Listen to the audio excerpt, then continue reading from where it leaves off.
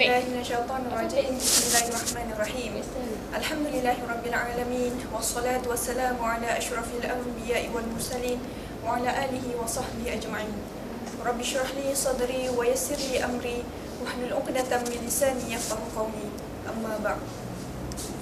Alhamdulillah, syukur kehadrat Ilahi kerana dengan limpah kurnianya dapatlah kita bersama-sama untuk mendengar pengisian yang sedikit sebanyak dapat melembutkan dan membuang titik-titik hitam yang ada pada diri kita, insya-Allah.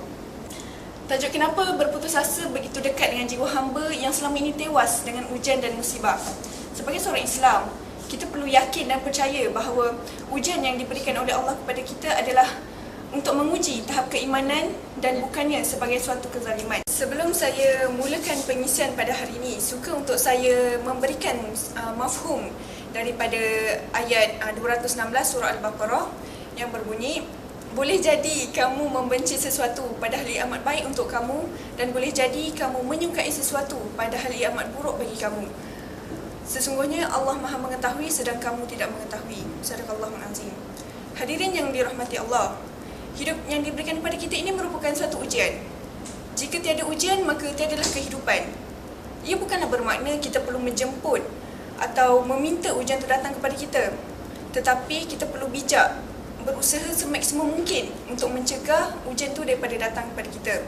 Jika ujian itu tetap datang kepada kita, kita harus gagah melangkah bersama Allah untuk menanganinya.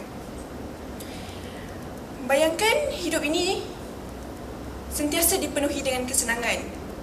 Kita tiada duka, tiada musibah, dan segala kerja yang kita lakukan ini serba menjadi. Maka tiada cabaran. Lalu bagaimana kita mampu untuk menghargai erti kesenangan tersebut? Hanya orang yang pernah merasai kesusahan akan menghargai nikmat kesenangan itu, dan hanya orang yang pernah diuji akan menghargai nikmat kejayaan tersebut. Hadirin yang dirahmati Allah, sebagai seorang hamba, kenapa kita perlu dengan mudahnya untuk berputus asa? Sedangkan ujian, musibah maupun bencana itu merupakan tanda yang Allah sangat menyayangi hamba-Nya. Sepatutnya kita perlu memperbetulkan balik titik pandang kita ketika kita sedang diuji. Suka ataupun tidak, hidup kita adalah untuk diuji. Jika kita melihat ujian yang Allah berikan kepada kita itu sebagai suatu hikmah, maka kita akan menghargai ujian tersebut. Bahkan kita akan menjadikan ujian tersebut sebagai suatu kesayangan dan bukannya suatu kebencian. Mari kita telusuri sejarah agung satu susuk tubuh yang sangat mulia kekasih Allah, yakni Rasulullah SAW. Baginda merupakan seorang pemuda emas, kesayangan masyarakat, daripada keturunan yang baik dan semestinya mempunyai sahsiah yang sangat terpuji yang menjadi qudwah kepada pencintanya dan kepada pengikutnya. Berkahwin dengan Khadijah binti Khuwailid, yang mana seorang wanita yang sangat kaya dan berjaya dalam perniagaan. Namun apabila susuk tubuh ini, yakni Rasulullah, mendapat kebenaran daripada Allah, baginda tidak pula berasa kecewa untuk mengorbankan keselesaan taraf hidupnya dikecapinya. Bahkan dengan penuh yakin, baginda melangkah keluar dan memasuki dunia orang yang beriman, mengetuainya, menyambung dan menyempurnakan tugas-tugas para rasul dan nabi sebelum baginda. Rasulullah tidak membawa keimanan ini dengan cara yang mudah, dengan dipuji ataupun dijulang. Bahkan baginda dilukai dan disakiti sehingga baginda terpaksa keluar daripada tanah airnya yang tercinta, yakni Mekah Al-Mukarramah. Pernah suatu hari baginda bersolat di Masjidil Haram. Kemudian datang Abu Jahal membawa perut unta yang berisi najis, lalu melemparkannya ke atas tengkuk baginda yang ketika itu baginda sedang sujud. Ketika kejadian itu berlaku, baginda langsung tidak mengangkat kepala baginda dari tempat sujud, sehinggalah datang Fatimah, yakni anak Rasulullah SAW, mencuci najis itu dalam keadaan yang menangis. Selain daripada itu, baginda juga pernah dipulaukan bersama para sahabat selama 3 tahun 3 bulan oleh kaum musyrikin Mekah. Pada ketika itu, sesiapa pun dilarang untuk berniaga, memberikan makanan ataupun mengahwinkan anak-anak mereka kepada pengikut-pengikut Rasulullah. Pemulauan ini begitu dahsyat sehingga menyebabkan Rasulullah dan para pengikutnya terpaksa memakan daun-daun kering sehingga menyebabkan mulut mulut Rasulullah dan para sahabat luka dengan teruk. Hadirin yang dirahmati oleh Allah, kita lihat balik sejarah baginda di Madinah.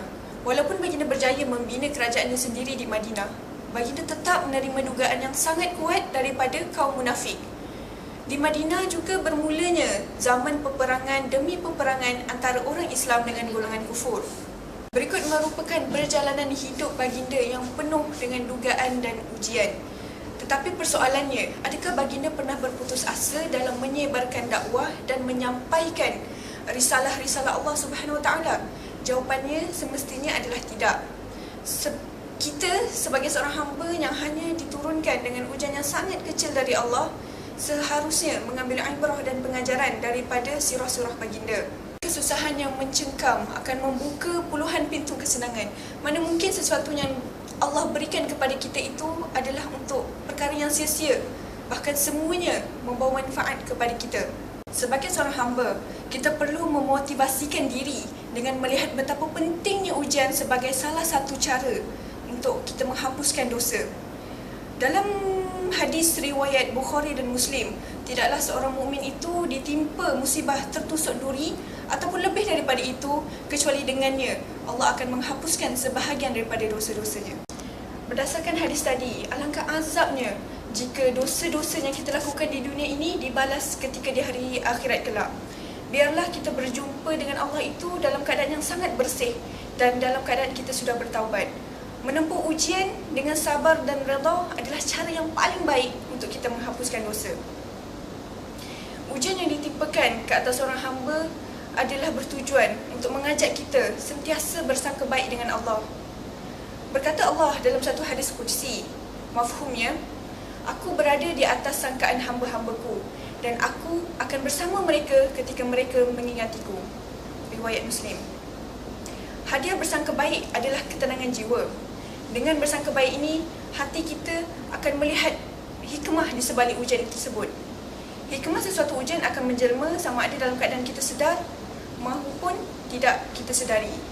Oleh itu, sebagai seorang yang beriman kepada Allah tanpa sebarang keraguan, kita sepatutnya mengambil kebaikan-kebaikan daripada apa sahaja yang berlaku. Orang yang beriman kepada Allah sentiasa berfikiran positif dan yakin bahawa Allah mengekalkan kita di suatu tempat itu ada hikmahnya, dan kita juga yakin apabila Allah memberikan kita suatu bala bencana itu, pasti ada hikmah yang tersembunyi. Ini adalah pandangan orang mukmin. Orang mukmin adalah manusia biasa yang imannya turun dan naik. Tetapi apabila mereka berada di tahap yang bawah, mereka tidak berada begitu lama dengan kerendahan imannya. Mereka akan segera naik, dan apabila mereka naik lebih tinggi daripada sebelumnya. Hal ini kerana orang mukmin akan sentiasa bahagia dengan kepercayaan yang diberikan oleh Allah. Semuanya perlu kita hubungkan kembali dengan Allah, kehidupan kita sendiri dan juga hari akhirat. Kita akan melihat kebenaran, dan semua ini bukanlah sesuatu yang sia-sia kerana semuanya bersebab mengapa Allah menjadikan kita seperti itu dan memberikan kita ujian yang sebegitu. Itu datang daripada Allah, dan segala yang buruk itu terjadi atas kelemahan diri saya sendiri dengan izin Allah Subhanahu Wa Taala. Aku qauli hadza wa astaghfirullahal azim li wa lakum.